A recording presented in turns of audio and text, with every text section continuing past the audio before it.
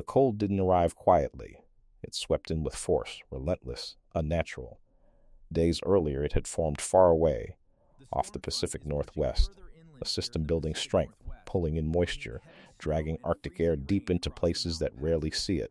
The storm is expanding rapidly, moving into the mid-Atlantic. Severe cold and heavy snow are expected. Stay indoors. State after state fell into its path. Snow in cities that weren't built for it. Ice locking down roads. Temperatures dropping to levels not seen in decades. Over 170 million people were placed under winter weather alerts. Warnings covered nearly the entire country. And then, the grid began to fail. Demand surged as millions tried to stay warm. But the system couldn't hold. Power plants shut down. Energy supply collapsed. In Texas alone, millions lost electricity. At the peak, more than 4 million people were left in the dark. Across the U.S. and parts of Mexico, nearly 10 million people experienced blackouts. What started as a storm was now turning into a full-scale crisis. Everything about this place suggested control. Endless oil fields, massive power plants, a state built on energy. Electricity here wasn't a luxury. It was a promise. Homes stayed lit. Cities never slowed. People trusted it without thinking. They didn't have to. Texas produced more energy than most countries. It powered millions every second, without hesitation. So when winter arrived, no one questioned the system. Why would they? The power had always been there, reliable, constant, until the moment it wasn't. But Texas didn't run like the rest of the country. It stood apart. Its grid was independent, separate from the two major national networks, designed that way on purpose, to avoid federal control, to operate freely. It worked for decades. Fast decisions, local authority, but that independence came with a cost. Limited connections, fewer backup options. When pressure hit, there was nowhere to pull power from, no outside support. The system that gave Texas freedom also left it standing alone. Cold was never part of the plan. Not like this. Texas was built for heat, for long summers and relentless sun. Infrastructure followed that reality. Power plants, pipelines, homes, none designed for deep freeze. Extreme winter felt distant, rare, something that happened somewhere else. So precautions were minimal. Winterization wasn't a priority. When temperatures plunged below freezing, systems began to fail. Equipment froze. Fuel supply struggled. And suddenly, the unimaginable became real. A state built for heat was now trapped in the cold. The warnings were there, clear, direct. An Arctic blast was moving south, deeper than usual, stronger than expected. Forecast models showed temperatures crashing across Texas, far below freezing. For days, meteorologists spoke about record lows, wind chills near zero in cities that rarely see ice. But for many, it didn't feel urgent. Cold snaps had come before. They passed. Life continued as normal. No panic, no major changes, because nothing like this had ever truly happened before. And belief in the system stayed unshaken. Behind the scenes, concern was growing. Quietly, energy experts had seen the risk. Extreme cold could push the grid beyond its limits. Demand would spike. Supply could struggle. It wasn't a new fear. Similar warnings had surfaced years earlier, but they never reached the public in full force. Lost in reports, overlooked in planning, confidence remained strong. The system had worked for decades. So the warnings stayed in the background, unheard until it was too late. At first, it felt minor, almost routine. A flicker, a brief dip in power. Lights went out, then came back. Just for a moment. Across different areas, small outages began to appear. Nothing widespread. Nothing alarming. People shrugged it off. Weather disruptions happened. The grid would stabilize. It always did. But beneath those short interruptions, something deeper was starting to break, and no one could see how far it would go. It didn't ease in. It hit hard. Temperatures dropped faster than expected. Roads turned to ice overnight. Cars slid. Highways shut down. Entire cities slowed to a halt. Pipes began to freeze. Water stopped flowing in some homes. People stayed inside, waiting it out. But the cold didn't pass. It deepened, hour by hour. This wasn't a short winter snap. It was something heavier. Routines broke down. Schools closed, businesses shut their doors, and across Texas, a quiet realization spread: this storm wasn't leaving anytime soon. Inside homes, heaters ran nonstop. Thermostats pushed higher. Millions reached for the same thing at once: warmth. Electric demand surged rapidly, higher than anything the grid was built to handle in winter. Every hour added pressure. Every degree drop made it worse. The system strained to keep up. Supply struggled to match the sudden spike. What had always been stable was now being stretched to its edge. And still, the cold kept tightening its grip. Then something critical began to fail. Not the wires, the fuel. Natural gas, one of the main energy sources, started freezing at key points. Production slowed. Processing plants struggled. Pipelines lost pressure. Supply dropped when it was needed most. Power plants that depended on gas couldn't run at full capacity. Some shut down completely. At the worst possible moment, energy generation began to fall.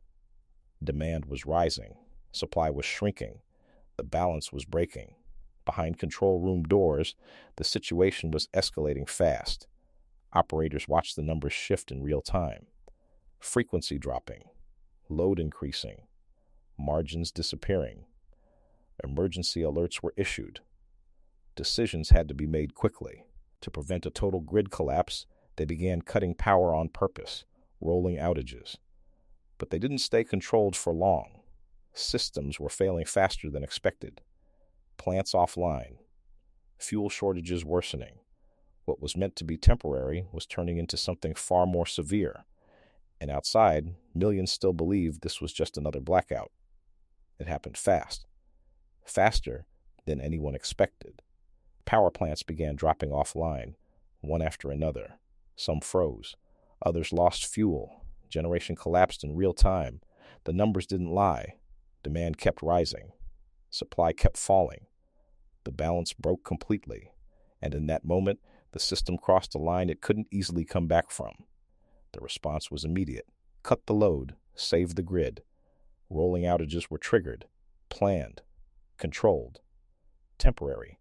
At least, that was the idea. But the failures didn't stop. They spread. More plants went offline.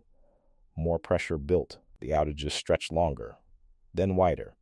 What was meant to rotate didn't. Entire areas went dark at once. Control slipped away, and the blackouts took over. Then came the silence. Whole neighborhoods without power. Street lights dead. Homes freezing. No updates. No clear answers. Phones drained. Signals weak. People waited. Minutes turned to hours. No one knew when it would end. Only one thing was certain. The system they trusted was no longer in control. The lights didn't just flicker this time. They vanished. Across Texas, entire cities went dark at once. Not for minutes, not for an hour, for days. More than 4 million people lost power at the peak. And the cold didn't wait. Temperatures kept falling. Wind cut through walls and windows. Homes that once felt safe began to feel exposed. Street after street, block after block, nothing but darkness. And as the grid failed, millions were left facing the cold with nothing to stop it. Inside, the temperature dropped quickly. Every hour made it worse. Heaters were gone. Fireplaces weren't enough. Water lines froze solid. Then they burst. Ceilings collapsed. Floors flooded. Homes filled with ice and damage. People moved from room to room, searching for any pocket of warmth. But there was none. Breath turned visible indoors. Hands went numb. What once protected them was now breaking apart around them, and staying inside no longer meant staying safe. People began to make impossible choices. Some burned furniture, anything that could create heat. Others sat inside cars, engines running, hoping to stay warm a little longer. Families gathered in one room, wrapped in layers, holding each other. But danger was everywhere. Carbon monoxide built silently in enclosed spaces. Several deaths were linked to poisoning during the storm. There were no easy options. Every decision carried risk. Stay and freeze, or act and face something just as deadly. Survival became uncertain. Hour by hour, hospitals felt the strain immediately. Power failures didn't stop emergencies, they multiplied them. Backup generators kicked in. But they weren't built for this scale. Equipment had to be prioritized. Lights dimmed in non-critical areas. Staff worked through exhaustion. Patients kept coming. Some facilities faced water shortages. Others struggled to maintain heat. Every system was under pressure. And inside those walls, every second mattered. Because even in the dark, lives still depended on the power that was no longer guaranteed. Doors stayed shut. Not for comfort, but because there was nowhere to go. Ice covered the streets. Cars couldn't move. Inside, homes grew colder by the hour. No heat. No running water. Phones lost battery. Signals faded. People sat in silence, waiting, cut off from help. Neighbors couldn't reach each other. Emergency lines were overwhelmed. Time slowed down. Fear settled in. And in that isolation, the cold didn't just surround them, it closed in. The danger couldn't be seen or smelled. To stay warm, people turned to whatever they had: cars, generators, stoves. But inside enclosed spaces, carbon monoxide began to build. Silent, invisible. By the time symptoms appeared, it was often too late. Entire families were affected. Some never woke up. What felt like a solution became one of the deadliest consequences of the storm. Supplies didn't last long. Grocery shelves emptied quickly. Water became scarce. Without power, food spoiled. Without heat, cooking wasn't possible. People rationed what they had. Some went days with almost nothing. Inside quiet homes, the struggle continued unnoticed. Many deaths happened this way, away from headlines, in places meant to provide safety, but no longer could. The lights didn't come back all at once.